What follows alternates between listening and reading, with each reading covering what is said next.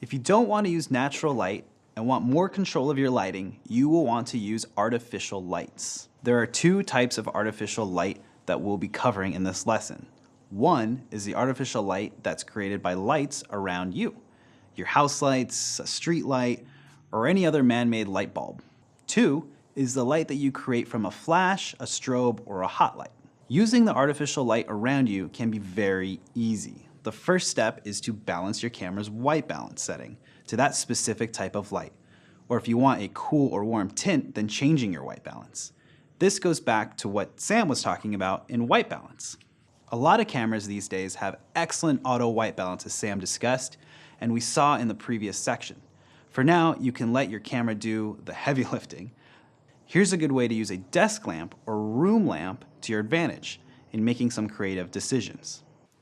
Okay, so now we're inside. It's a little bit closer to nighttime, and I wanted to show you what you can use inside your house as just a household item to light with something. Now I have Sam over here with a lamp right next to him.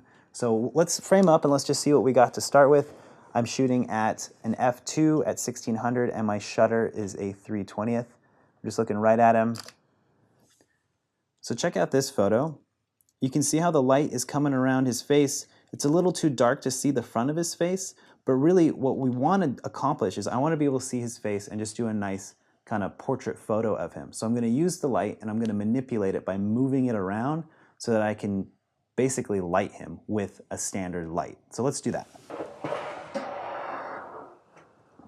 So we move the light from behind him over to the right side of him. You can see in the last photo, it's really kind of cutting down his face and you can't see his face at all. I've moved it so it's a little bit more frontal, and so we're trying to get a little bit more light on his face so we can see his face. So let's go ahead and see what that looks like. We're going to open up just a little bit to get a little bit more in there. I'm shooting at a 1/25. There we go. So you can see how the light's spilling on his face just a little bit more. It's a little soft. We're lucky because we have a soft bulb and it's bouncing off the soft sort of lampshade right here. It's a really quick and easy way to light someone just using lights that you have around you. It's not the most professional way to light someone, but it really works in a pinch. I think if I was going to change this, I would move him away from the background so the background falls off a little bit and we're just lighting him from the front. So now we've shifted Sam to the other side of the room so that the background is further away, and so there's a little bit of light falling off. And now we're going to shoot him. I'm going to close down just a little to get a little bit more dark in the background, and it really is creating this cool art look. And we're shooting at a 200th of a second, f2, 1600. Let's go ahead and take a look. Sam, look at the light for me. Perfect. So see how this creates a really nice creative look to it?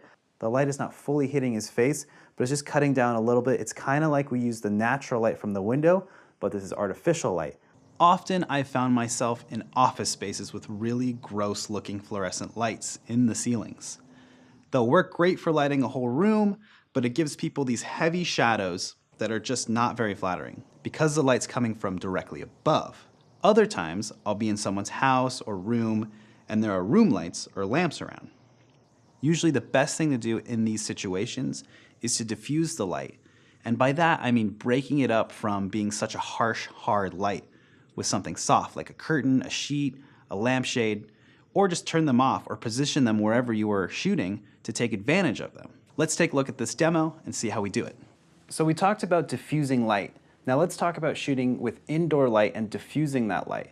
The best thing you can do with diffusing light is just using household tissue paper that you might pick up for wrapping paper or something like that. Just using tissue paper and putting it over the light. I've taken off the lampshade on this light and I'm lighting Sam's face with it. And we're gonna go ahead and take a picture of him looking at the light so we can show you what diffusion actually looks like.